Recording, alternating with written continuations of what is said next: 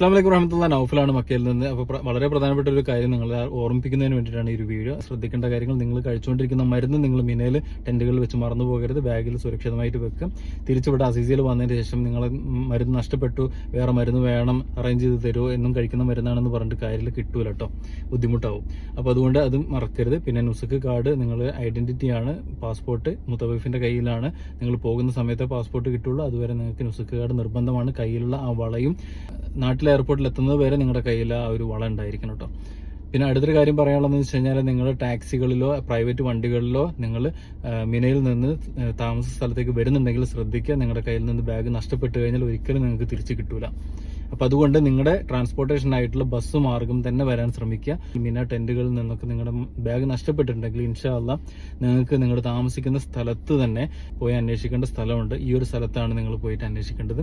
ഈ ഒരു ബിൽഡിംഗ് നമ്പറിൽ നിങ്ങൾക്ക് പോയി അന്വേഷിച്ച് കഴിഞ്ഞാൽ നിങ്ങളുടെ ബാഗ് അവർക്ക് കിട്ടിയിട്ടുണ്ടെങ്കിൽ അവർ തീർച്ചയായിട്ടും നിങ്ങളുടെ കയ്യിലേക്ക് തിരിച്ചു തരുന്നതായിരിക്കും കേട്ടോ. ഹജ്ജിന്റെ കർമ്മങ്ങളൊക്കെ കഴിഞ്ഞ് നിങ്ങൾ താമസ സ്ഥലത്തേക്ക് എത്തി, നിങ്ങൾക്ക് എന്തെങ്കിലും ആരോഗ്യ പ്രശ്നങ്ങൾ ഉണ്ടെങ്കിൽ എത്രയും വേഗത്തിൽ തന്നെ നിങ്ങളുടെ ക്ലിനിക്കുകളിൽ, അതായത് ബ്രാഞ്ച് ഓഫീസിൽ പോയിട്ട് ഡോക്ടറെ കാണിക്കുക, മരുന്ന് മേടിക്കുക, കഴിക്കുക. ആ ഒരു അസുഖം മാറ്റുക കേട്ടോ. ഒരിക്കലും വെച്ചുകൊണ്ട് കിടക്കരുത്. കാരണം മദീനയിൽ സിയാറത്തിനൊക്കെ പോകാനുള്ളതാണ്.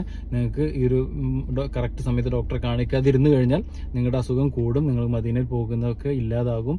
വലിയ ബുദ്ധിമുട്ടുകളൊക്കെ ഉണ്ടാകും കേട്ടോ. അപ്പോൾ അത് ഇല്ലാതാവണം എന്നുണ്ടെങ്കിൽ കറക്റ്റ് സമയത്ത് തന്നെ പോയിട്ട് ഡോക്ടറെ കാണിച്ച് മരുന്നുകൾ കഴിക്കാം. 11-ാം തീയതി നിങ്ങളുടെ ബസ് സർവീസ് വീണ്ടും തുടങ്ങുന്നുണ്ടെങ്കിലും ഹജ്ജ് കഴിഞ്ഞ് റൂമുകളിൽ എത്തിക്കഴിഞ്ഞാൽ ഒരു 2 ദിവസം മാക്സിമം റെസ്റ്റ് എടുക്കുക, നല്ല ഭക്ഷണം കഴിക്കുക, നല്ലോണം വെള്ളം കുടിക്കുക, നല്ലോണം ഉറങ്ങി ക്ഷീണം മാറ്റിയിട്ട് വേണം നിങ്ങൾ ഹറമിലേക്കൊക്കെ ഇനി പോകാൻ കേട്ടോ.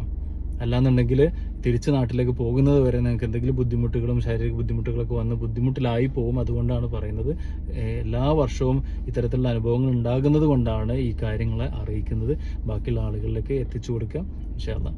അപ്പോൾ ആരോഗ്യത്തോടു കൂടി നാട്ടിലേക്ക് മടങ്ങാൻ നിങ്ങൾക്ക് എല്ലാവർക്കും കഴിയട്ടെ. നിങ്ങളുടെ എല്ലാവരുടെയും ഹജ്ജ് പടച്ച റബ്ബ് സ്വീകരിക്കട്ടെ. ആമീൻ.